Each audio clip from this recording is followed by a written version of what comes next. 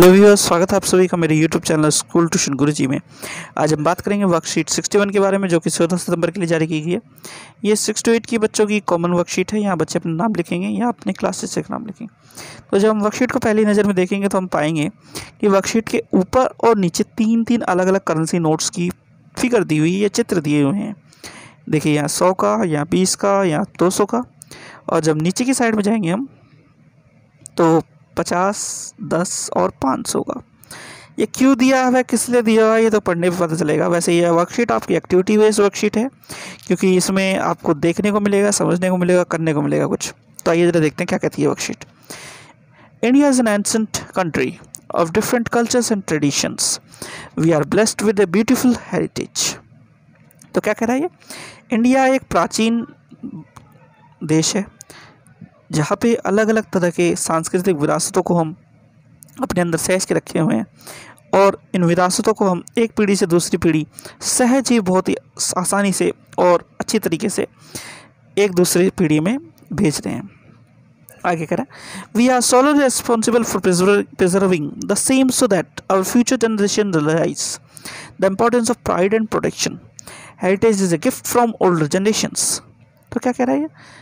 कि हम उस जो सांस्कृतिक विरासत है हमारी, उसको अपने अंदर समाये हुए रखने और उसको बचाए रखने के लिए जिम्मेदार हैं, और उसे अपनी फ्यूचर जनरेशन तक पहुंचाने के लिए भी जिम्मेदार हैं, ताकि वह भी उसे उतने ही विश्वास और सुरक्षा के साथ अपनी अगली वाली पीढ़ी को दे सके।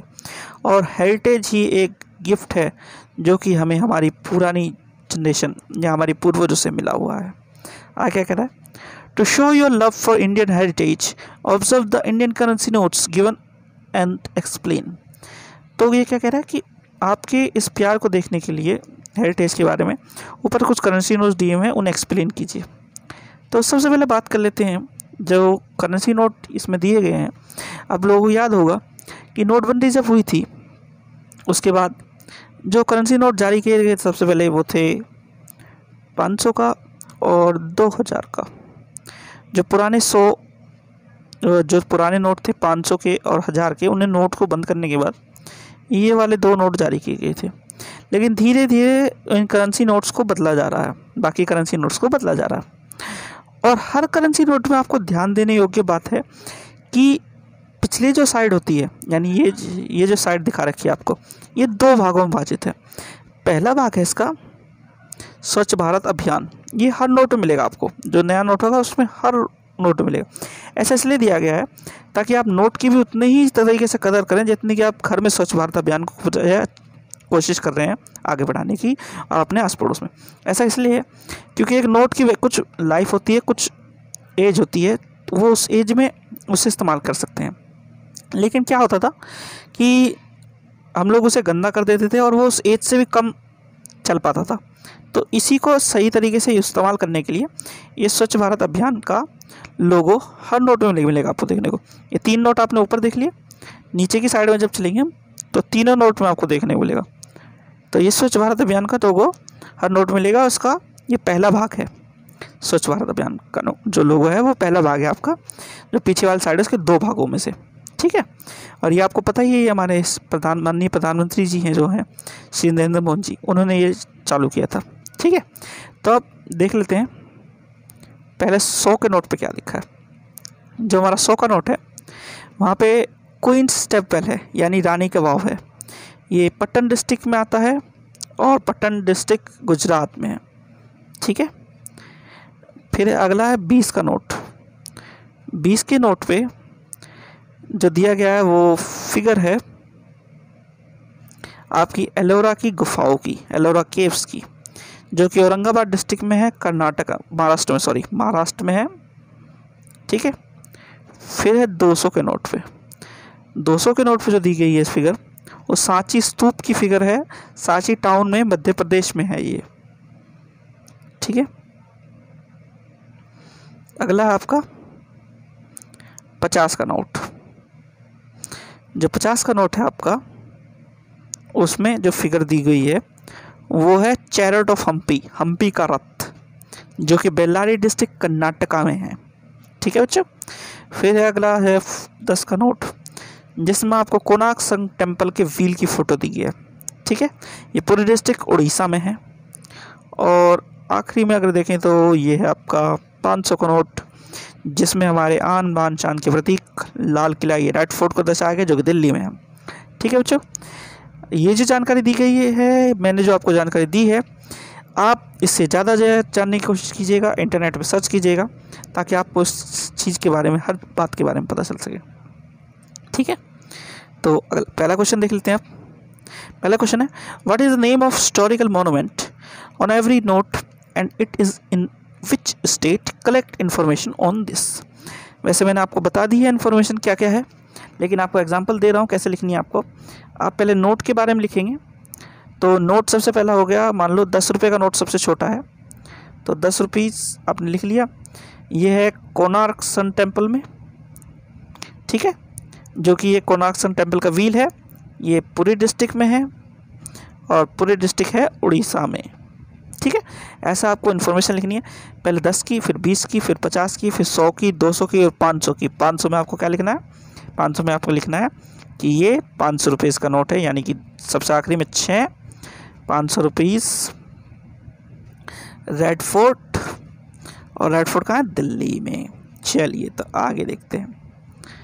अगला क्वेश्चन है, have you visited such historical monument, share your experience. तो मेरा मानना यह है कि हम सभी दिल्ली में रहते हैं, तो आप सभी बच्चे कभी ना कभी किसी ना किसी वजह से लाल किले ज़रूर घूमने गए हों।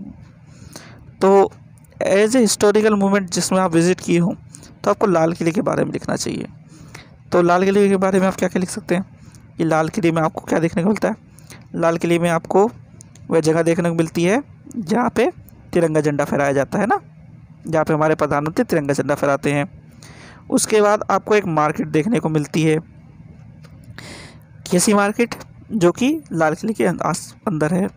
फिर एक म्यूज़ियम देखने को मिलता है जो कि हमारी आज़ादी की गाथा को बताता है ना, और एक आज़ाद हिंद फौज के बारे में जानने को मिलता है आपको। इस तरह की चीज़ें आपको बतानी है। ठीक है, अगला देखते हैं। अगला क्वेश्चन आपका question number 3, have you visited the national museum in Delhi, which of the historical pieces there attracted you the most. तो ज़्यादातर बच्चे नेशनल म्यूज़ियम जाते हैं जब वो अपनी पिकनिक पे जाते हैं। यहाँ पे आपको अलग अलग तरह के हिस्टोरिकल पीसेस मिलेंगे, चाहे वो आपकी जो सभ्यताएं आप पढ़ते हैं आपकी एसएसटी में वो हो, या फिर जो आपके एजुकेशन से रिलेटेड फिगर्स हों वो हो। तो उसमें एक फिगर आती है डांसिंग गर्ल की, या नाचने वाली लड़की। ये आपकी एनसीईआरटी में जो पिक्चर बनी हुई है, और ये जो नेशनल म्यूज़ियम है इसमें उसका पुतला रखा हुआ है जो कि निकाला गया था। तो हिस्टोरिकल पीस जो मुझे याद है वो ये है। अब ये आपको याद करना है कि आपकी कौन सी फिगर में है, कौन सी बुक में है, और नेशनल म्यूज़ियम में ये क्यों रखा गया है और किस लिए रखा गया। तो ये काम आपको करना है। चलिए तो आगे देखते हैं। इज़ देयर सम स्मॉल और big monument of historical importance near your house, right about it. तो जैसा कि मैंने दूसरे प्रश्न में बताया था कि हमारे पास में, सबसे पास में, क्योंकि हम दिल्ली रहते हैं, तो एक बिग मोनूमेंट है हिस्टोरिकल इम्पोर्टेंस का, जो कि है रेड फोर्ट। तो आपको इसके बारे में बताना है और लिखना है। ठीक है, चलो अब क्वेश्चन नंबर 5 देखते हैं। Does your house have anything which has preserved because it was used by your ancestor. क्या कह रहा है, does your house have anything which has been preserved because it was used by your ancestor. तो इसमें क्या बताना है, इसमें ये बताना है कि आपके घर में कोई ऐसी चीज़, कोई वस्तु, कोई आर्टिफैक्ट या कोई मोनूमेंट, कोई इस तरह की चीज़ है जो आपके घर में रखी गई है प्रिजर्व करके, एज ए की निशान, ये आपके दादा की, परदादा की, परदादी की, परदादा की निशानी है, उसके बारे में आपको बताना है। ये आप अपने बड़ों से पूछ सकते हैं।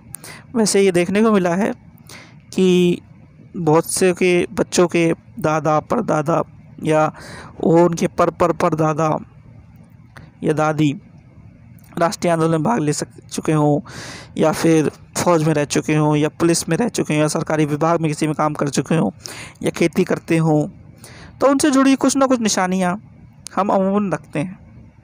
तो वही आपको देखना है कि वो क्या निशानी है जो आपके माता पिता ने रखी हुई है अपने पूर्वजों की, जो कि आपको बताई गई हो या दिखाई गई हो या अब तक ना दिखाई गई हो, तो आप देखें क्या है, उसके बारे में ज़रूर देखें। ठीक है बच्चों, ये आपकी वर्कशीट 61 कंप्लीट होती है यहाँ पे। ठीक है, इसका ये वर्कशीट अगर आपको अच्छी लगी हो, वीडियो अच्छी लगी हो, तो चैनल को सब्सक्राइब करें, वीडियो को लाइक करें, शेयर करें। Thank you.